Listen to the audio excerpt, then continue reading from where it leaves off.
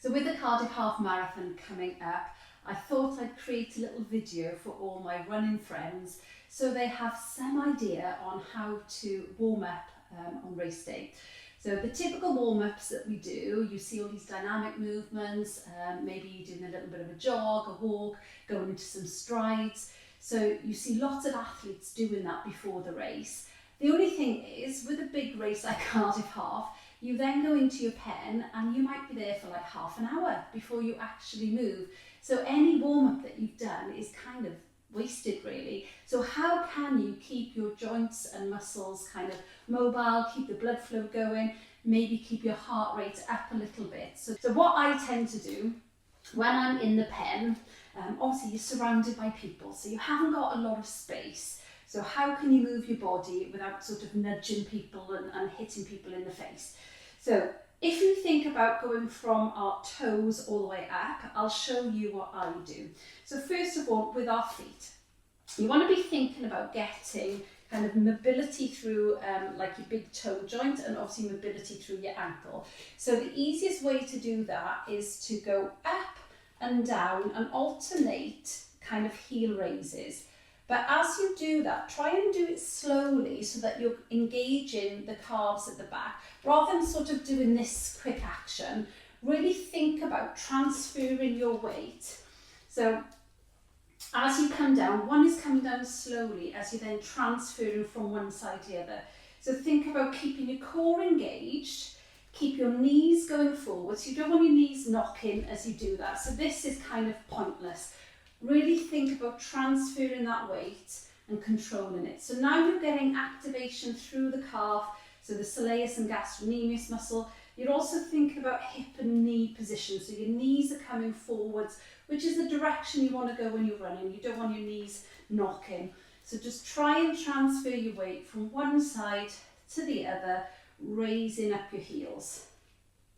And then also think about toe lifts. So you're bringing one toe up towards you and then the other toe. So you're keeping your heels down, keeping your legs straight, doing some toe lifts. So this gets the tib anterior working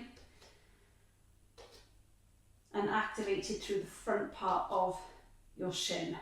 Now coming up towards your knees, obviously coming down into some squats. Now depending on how much space you've got around you, you might have to do narrow base squats where your ankles, knees and hips are in a straight line. But think about the knees going forwards and not knocking.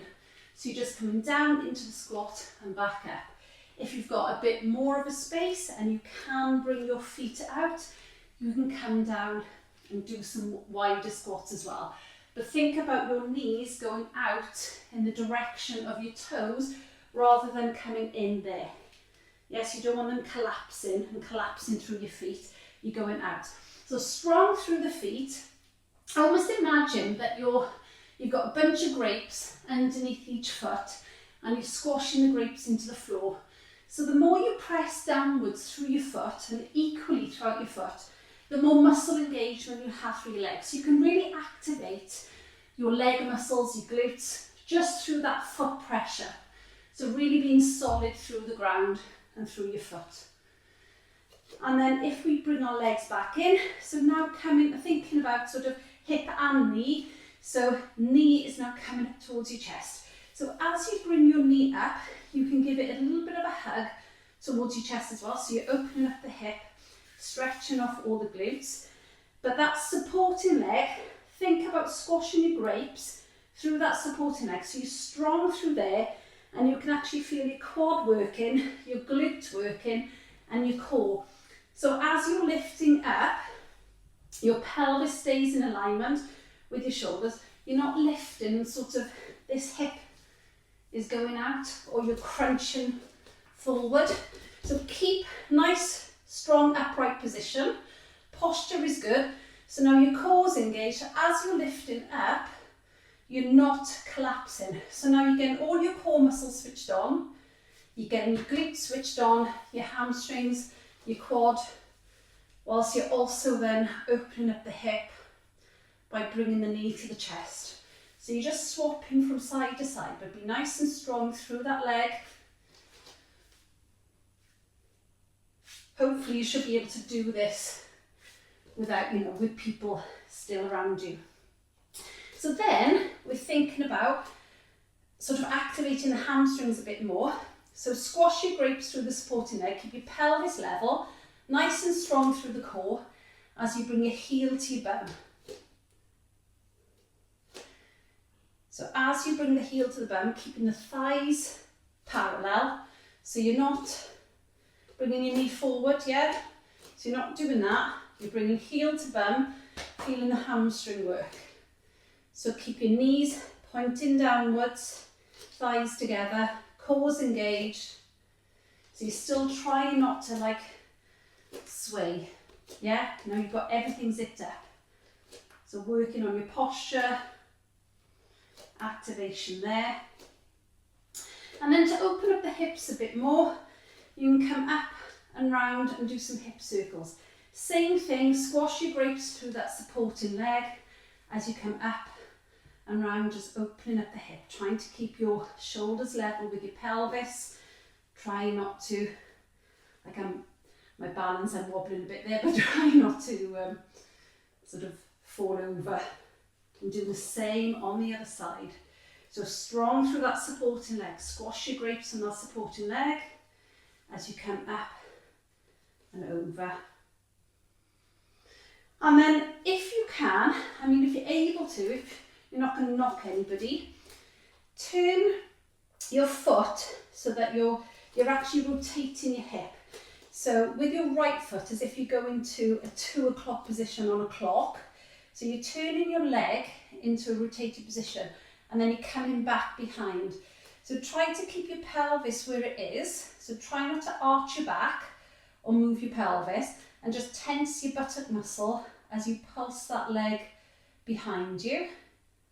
Just switch on your glutes. So you're not arching and coming up like this. You're keeping your core engaged, tucking your tailbone underneath you whilst you bring that leg and pulse it out. Do the same on the other side. So if it's on the left leg, you're turning it to like 10 o'clock on a clock face and then coming behind, but maintaining the pelvic position. So you don't want to twist as you come back. You don't want your pelvic bones pointing that way. So squashing your grapes through that supporting leg as you feel that muscle work around your glutes, and you can just pulse that movement. So you can see it from the side. So pelvic bones pointing forwards, keep the core switched on.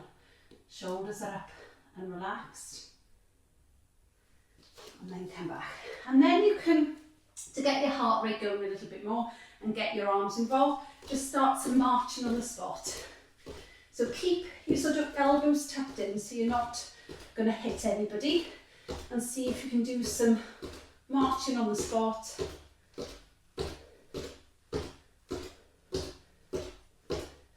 And then even taking that into a run on the spot, just to get your heart rate up,